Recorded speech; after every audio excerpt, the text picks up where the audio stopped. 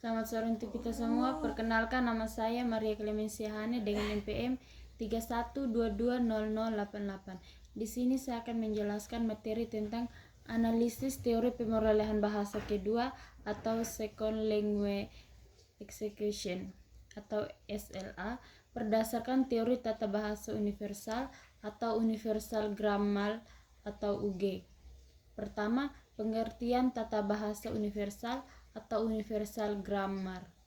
Tata bahasa universal atau UG adalah teori yang dikemukakan oleh Noam Chomsky yang menyatakan bahwa manusia dilahirkan dengan perangkat bawaan linguistik atau innate linguae faculty yang memungkinkan mereka mempelajari bahasa. Ciri utama UG bersifat bawaan atau innate, berlaku universal pada semua bahasa, terdiri dari prinsip atau rules universal dan parameter atau pilihan yang berbeda antar bahasa. Yang kedua, pemerolehan bahasa kedua atau Second Language Execution. Pemerolehan bahasa kedua adalah proses seseorang mempelajari bahasa selain bahasa ibu, baik secara formal atau di kelas maupun informal atau lingkungan. Fokus kajian SLA, bagaimana bahasa kedua dipelajari, faktor kognitif dan biologis peran bahasa pertama atau L1. Yang ketiga, hubungan UG dengan pemerolehan bahasa kedua. Teori UG dalam SLA menanyakan hal ini menimbulkan beberapa positif teoritis utama. Yang berikut posisi teori UG dalam pemerolehan bahasa kedua. A.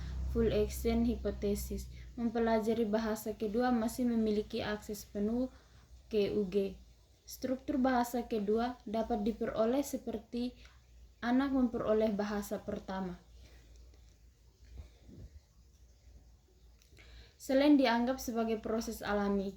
Contoh, pembelajaran bahasa Inggris memahami aturan meskipun tidak diajarkan secara implisit. B.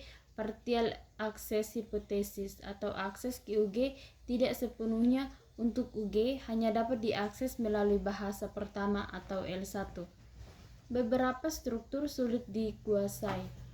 Contoh, penutur bahasa Indonesia kesulitan memahami tense dalam bahasa Inggris karena tidak ada penandaannya di L1.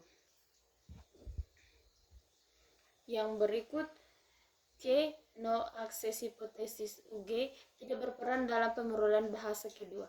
Bahasa kedua dipelajari melalui kemampuan kognitif umum, mempelajari lebih bersifat sadar dan eksplisit. Yang kelima, prinsip dan parameter dalam SLA.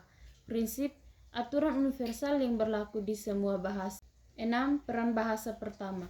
UG menjelaskan transfer bahasa atau transfer positif. Struktur L1 menambah L2, transfer negatif itu struktur L1 menghambat L2.